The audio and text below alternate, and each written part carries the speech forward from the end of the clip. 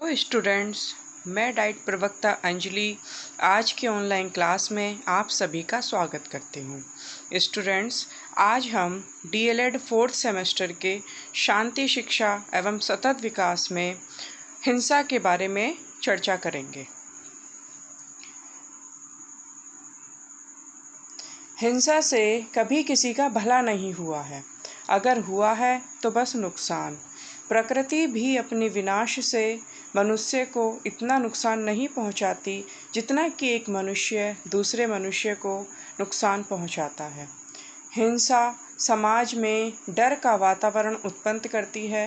हिंसा से कितने लोग बेघर हो जाते हैं, ना जाने कितने लोगों को बिना किसी अपराध के अपनी जान गंवानी पड़ती है, जिस कारण उनके बच्चों को अनाथों जैसा जीवन जीना पड़ता है।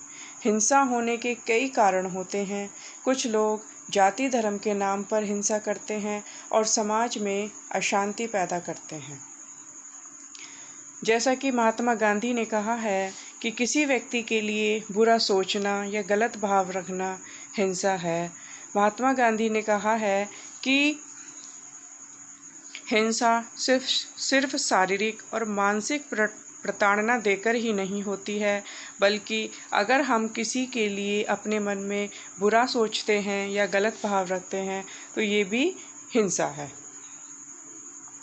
वर्तमान समय तक हिंसात्मक प्रवृत्ति की गई है और समाज में विभिन्न प्रकार की हिंसा फैल रही है, जिससे आसपास का वातावरण तनावयुक्त, संघर्षयुक्त एवं जटिल बनता जा रहा है।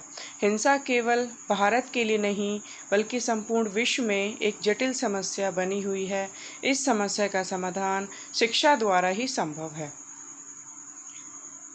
अब हम देखते हैं हिंसा का अर्थ। जिस कार्य से दूसरों का अहित हो वही हिंसा है। आमतौर पर शारीरिक प्रताड़ना यानी कि मारपीट, जान से मारना, किसी को मानसिक दुख देना, किसी पर क्रोध करना, यह सब हिंसा के ही रूप हैं। इसके अलावा झूठ बोलना, किसी को धोखा देना, किसी की चुगली करना, किसी का बुरा चाहना हिंसा के ही रूप हैं। क्रोध, लोभ, अति संग्रह करने की इच्छा, स्पर्धा, अंधविश्वास आदि मानवीय अवगुण हिंसा को बढ़ावा देते हैं। ऐसे अवगुणों से प्रेरित होकर मनुष्य संप्रदाय, स्वाभिमान में अधिकार प्राप्ति के नाम पर दंगे करते हैं और समाज में शांति की उपस्थिति में बाधा डालते हैं। अब हम देखेंगे हिंसा के कार्य। हिंसा क्या कार्य करती है? तो हिंसा मानसिक पीड़ा देने का कार्य करती है। नेक्स्ट, हिंसा अप्रत्यक्ष रूप से बेरोजगारी को बढ़ाने का कार्य करती है। नेक्स्ट, हिंसा शारीरिक पीड़ा देने का कार्य करती है। हिंसा लोगों में आक्रोश एवं प्रतिशोध की भावना को जागृत करने का कार्य करती है। हिंसा युवा वर्ग के लोगों को पथ भ्रमित करती है। हिंसा विश्व की अर्थव्यवस्था को कमज़ोर बनाने का कार्य करती है। हिंसा भाईचारे को समाप्त करती है। हिंसा मानवीय मूल्यों को भी समाप्त करती है। अब हम देखेंगे हिंसा के प्रकार। हिंसा के 5 प्रकार हैं। नंबर 1 मौखिक हिंसा, नंबर 2 मनोवैज्ञानिक हिंसा, नंबर 3 शारीरिक हिंसा, नंबर 4 ढांचागत हिंसा और नंबर 5 लोकप्रिय संस्कृति में अश्लीलता। सबसे पहले हम देखेंगे मौखिक हिंसा। तो जब कोई व्यक्ति मुख से बोलकर किसी अन्य व्यक्ति को पीड़ा पहुंचाता है तो इसे मौखिक हिंसा कहते हैं। इसके अंतर्गत गाली देना, जातिगत शब्दों का प्रयोग करना, धमकी देना और आज्ञा का पालन ना करना, ये सभी मौखिक हिंसा के अंतर्गत आते हैं। फिर आता है मनोवैज्ञानिक हिंसा। मनोवैज्ञानिक हिंसा के अंतर्गत व्यक्ति को मानसिक रूप से आघात पहुंचाया जाता है, जैसे किसी कर्मचारी से ज़्यादा घंटे कार्य करवाना, किसी व्यक्ति को नीचा दिखाना, सबके सामने डांटना आदि क्रियाएं व्यक्ति को मानसिक रूप से परेशान करती हैं, जिसके लिए व्यक्ति आत्महत्या करने के लिए प्रेरित होता है। फिर आता है शारीरिक हिंसा। किसी प्राणी को शारीरिक क्षति पहुंचाना, शारीरिक कष्ट देना शारीरिक हिंसा कहलाता है।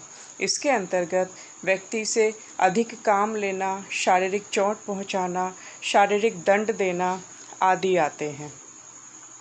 फिर आता है ढांचागत हिंसा। इसके अंतर्गत जब किसी सामाजिक ढांचे द्वारा किसी व्यक्ति समूह के हितों की क्षति होती है तो इसे ढांचागत हिंसा की श्रेणी में रखते हैं। इसके अंतर्गत आतंकवादी गतिविधियां, रूढ़िवादी परंपराएं, सामाजिक संरचना आदि आते हैं। फिर आता है लोकप्रिय संस्कृति में अश्लीलता। लोकप्रिय संस्कृति में अश्लीलता के से आशय भारतीय एवं पाश्चात्य दोनों संस्कृतियों से है। भारत में भारतीय संस्कृति के साथ साथ पाश्चात्य संस्कृति भी लोकप्रिय हो चुकी है। भारतीय संस्कृति के लोकगीतों में अश्लील शब्दों का प्रयोग किया जाता है। इसके अंतर्गत नृत्य, मूर्तिकला, परंपराएं, नाटक आदि आते हैं। इसके अंतर्गत अश्लीलता के दर्शन होते हैं। अब हम देखते हैं हिंसा के प्रभाव। हिंसा का मानव जीवन पर क्या प्रभाव पड़ता है। तो सबसे पहले आता है जीवन का विनाश। फिर आता है सामाजिक असंतुलन। नंबर 3 युद्ध की स्थिति। नंबर 4 भेदभाव की स्थिति। नंबर 5 धन की हानि। नंबर 6 असंतोष का वातावरण। तो सबसे पहले हम बात करेंगे जीवन का विनाश। हिंसा के द्वारा मानव का जीवन नष्ट हो जाता है। हिंसा जीवन को विनाश की ओर ले जाती है। जीवन का विनाश इस संसार की सबसे बड़ी हानि है, क्योंकि मानव जीवन पुनः प्राप्त नहीं होता है। फिर आता है सामाजिक असंतुलन।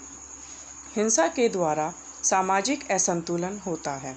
जिस समाज का हिंसात्मक वातावरण होता है, वहाँ व्यक्ति अपने विचारों को प्रकट करने से डरते हैं। फिर आता है युद्ध की स्थिति। हिंसा के द्वारा समाज में युद्ध की स्थिति उत्पन्न हो जाती है। समाज में अनेक व्यक्ति ऐसे होते हैं जो हिंसा के लिए स्वयं प्रेरित होते हैं और दूसरे व्यक्ति को भी प्रेरित करते हैं। फिर आता है भेदभाव की स्थिति। हिंसात्मक गतिविधियों में भेदभाव की स्थिति उत्पन्न हो जाती है। भेदभाव की स्थिति उत्पन्न हो जाती है। जिन व्यक्तियों को समाज में उच्च स्थान प्राप्त होता है, वह कमज़ोर व्यक्तियों पर अत्याचार करते हैं। इससे समाज में भेदभाव की स्थिति उत्पन्न हो जाती है। फिर आता है धन की हानि। हिंसात्मक गतिविधियों के विविध स्वरूप देखने को मिलते हैं। व्यक्ति के समूह एकत्रित होकर अपनी मांगें पूरी करवाने की जिद करते हैं। जिद पूरी न होने पर तोड़फोड़ करते हैं, सरकारी एवं व्यक्तिगत संपत्ति को हानि पहुंचाते हैं। फिर आता है असंतोष का वातावरण। हिंसा समाज में असंतोष का वातावरण उत्पन्न करती है। समाज में हर तरफ असंतोष का वातावरण रहता है। अब हम बात करेंगे घरेलू हिंसा पर। तो घरेलू हिंसा वह हिंसा घरेलू हिंसा कहलाती है जो परिवार के निकट संबंधियों के मध्य होती है, जैसे कि माता पिता के मध्य हिंसक घटनाएं, भाई बहनों के मध्य हिंसा, पति पत्नी के मध्य हिंसा आदि प्रकार की हिंसा देखने को मिलती है। घरेलू हिंसा का तात्पर्य है पत्नी को पीटना, पुरुष को पीटना, बच्चे को पीटना, पति को मारना, व्यक्तियों के साथ दुर्व्यवहार करना आदि। घरेलू हिंसा के निम्न प्रकार हैं, जिसमें सबसे पहले आता है यौन हिंसा, फिर आता है शारीरिक हिंसा, मनोवैज्ञानिक हिंसा, मादा भ्रूण हत्या और धोखाधड़ी। यौन हिंसा के अंतर्गत व्यक्ति की इच्छा के बिना यौन कार्य में सम्मिलित करना एवं शारीरिक बल का प्रयोग करके यौन संबंध स्थापित करना। फिर आता है धोखाधड़ी। घर के किसी व्यक्ति के साथ धोखाधड़ी का व्यवहार घरेलू हिंसा का एक प्रकार है। डरा धमकाकर धन संपत्ति को हड़पना धोखाधड़ी के अंतर्गत आता है। फिर आता है शारीरिक हिंसा। शारीरिक हिंसा के अंतर्गत जब परिवार का कोई भी सदस्य किसी से मारपीट करता है, धक्का मारता है, पैर से मारता है या किसी हथियार से प्रहार करता है, तब शारीरिक घरेलू हिंसा होती है। फिर आता है मनोवैज्ञानिक हिंसा। जब किसी व्यक्ति को मानसिक कष्ट दिए जाते हैं, व्यक्ति का अपमान किया जाता है, परेशानी में डाला जाता है, व्यक्ति को इतना प्रताड़ित किया जाता है कि वह अपना मानसिक संतुलन ही खो बैठे, तो यह मनोवैज्ञानिक हिंसा के अंतर्गत आता है। फिर आता है मादा भ्रूण हत्या। भ्रूण हत्या भारत में घरेलू हिंसा का एक मुख्य कारण है। भारत पुरुष प्रधान देश है, जहां लड़के को ज़्यादा महत्व दिया जाता है। जन्म से पहले ही गर्भ में पुत्री होने का अंदेशा होने पर उसको गर्भ में ही नष्ट करने की योजना बनाई जाती है। यह मादा भ्रूण हत्या कहलाती है। धन्यवाद।